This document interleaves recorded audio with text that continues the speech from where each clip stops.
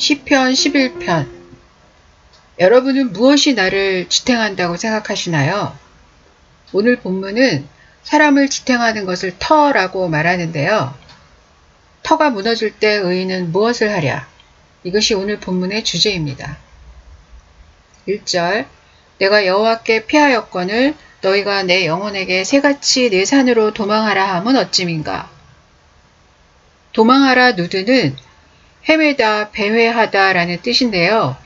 창세기 4장에서 가인이 동생 아벨을 죽인 후에 땅의 저주를 받고 여호와 앞에서 쫓겨나 유리하는 자가 되었다 라고 할 때 그 유리하다가 이 단어입니다.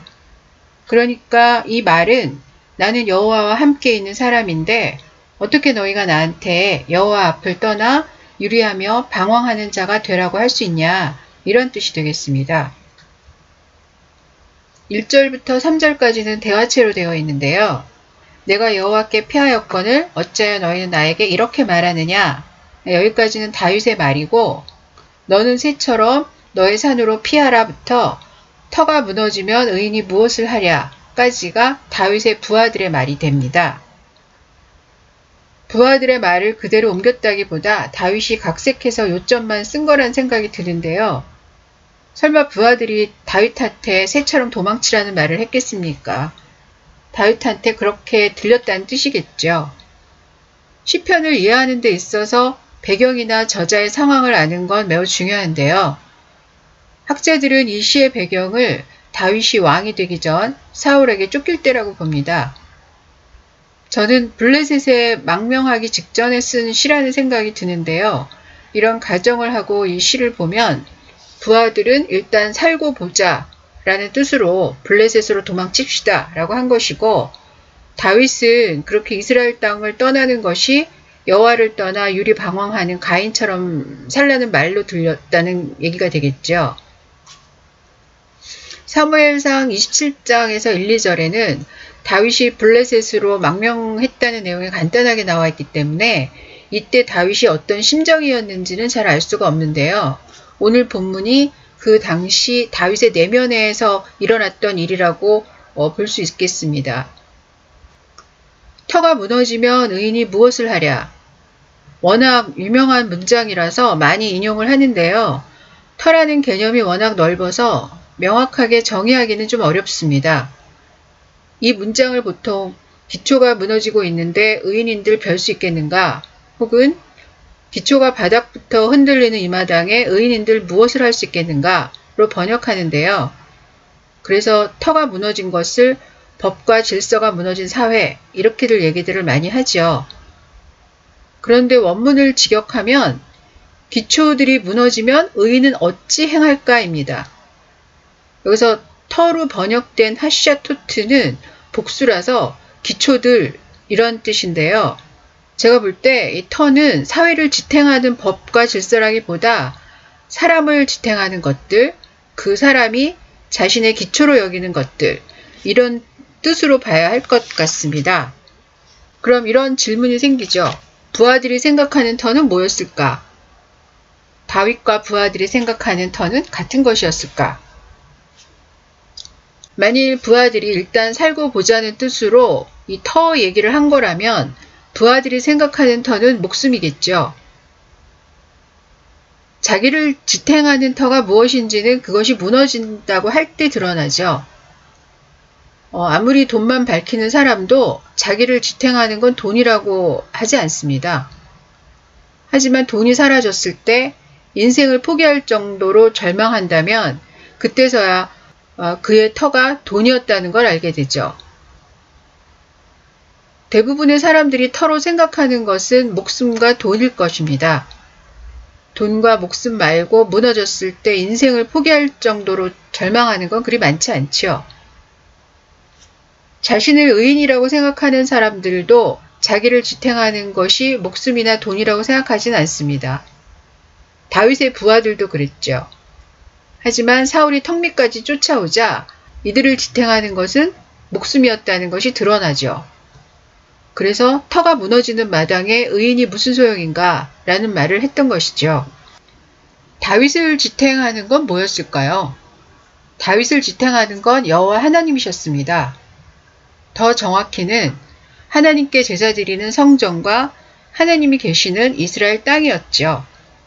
가나안 땅이 다윗에게 중요했던 이유는 그 땅이 하나님과 함께 사는 땅이었기 때문이었어요.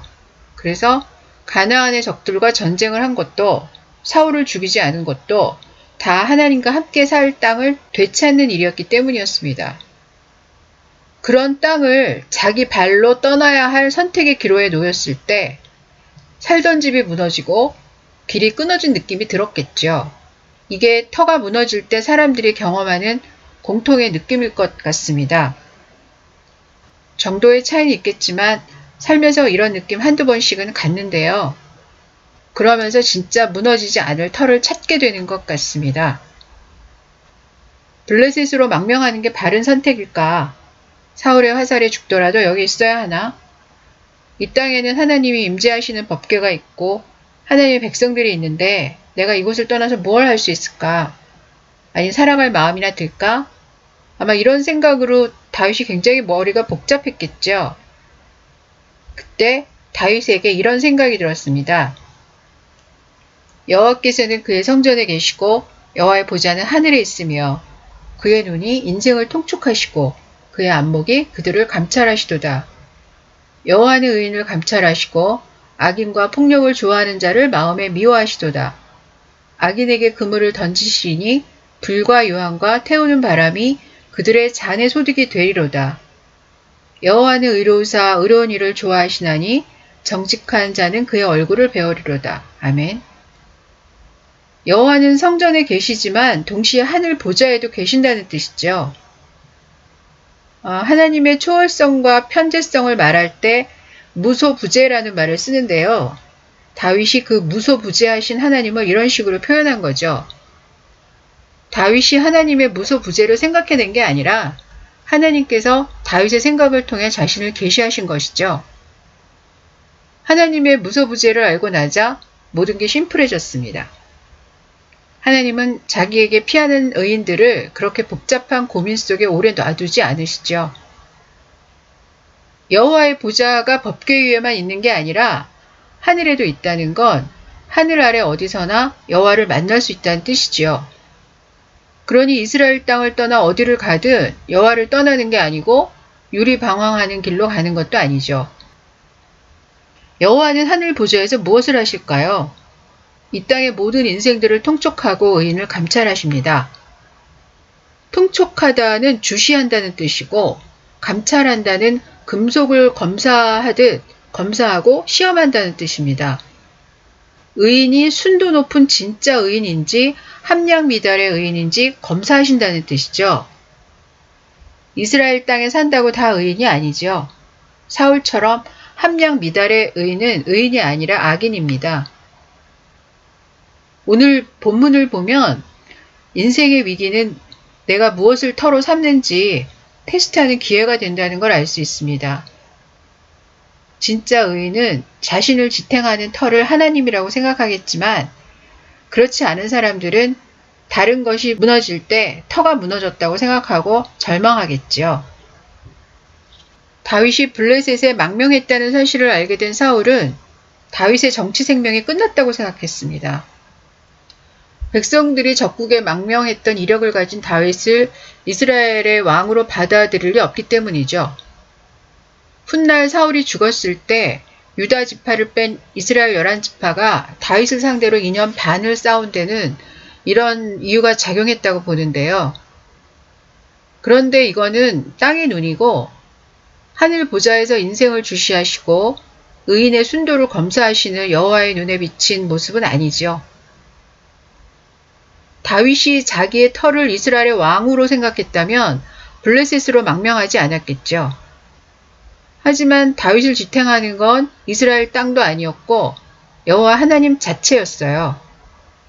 그래서 여호와의 보좌가 이스라엘 성전뿐 아니라 하늘에도 있다는 것을 알자 주저앉고 블레셋으로 망명을 한 거죠. 다윗은 이렇게 결론을 내립니다. 여호와는 의로우사 의로운 일을 좋아하시나니 정직한 자는 그의 얼굴을 배우리로다. 아멘. 그렇습니다. 어디에 살든 무엇을 하든 그것이 여호와를 의지함으로 하는 것이면 그것이 의로운 일이고 하나님 보시기에 좋은 일이지요. 땅의 눈은 속일 수 있어도 하늘 보좌에서 인생을 주시하시고 의인의 순도를 감찰하시는 하나님의 눈은 속일 수 없습니다. 그러므로 오늘도 하나님 앞에서 정직하기를 힘쓰시는 하루가 되시길 주님의 이름으로 축복합니다. 기도하겠습니다. 하나님 아버지, 하나님을 아는 만큼 자유롭다는 걸 알았습니다. 우리가 어떤 선택을 하든 늘 하나님 앞에 정직하게 하시고 선택이 어려울 때나 쉬울 때나 하나님께 숨기는 것 없게 하시고 영원토록 하나님을 떠나지 않는 의인으로 살아가게 축복해 주시옵소서. 우리의 터는 오직 우리를 구원하시는 여호와 하나님께만 있사옵니다. 하나님께서 우리의 정직한 하루하루를 모아서 절대 지옥불에 던져지지 않을 순도 높은 의인으로 만들어 가실 것을 믿습니다. 예수님 이름으로 기도합니다. 아멘.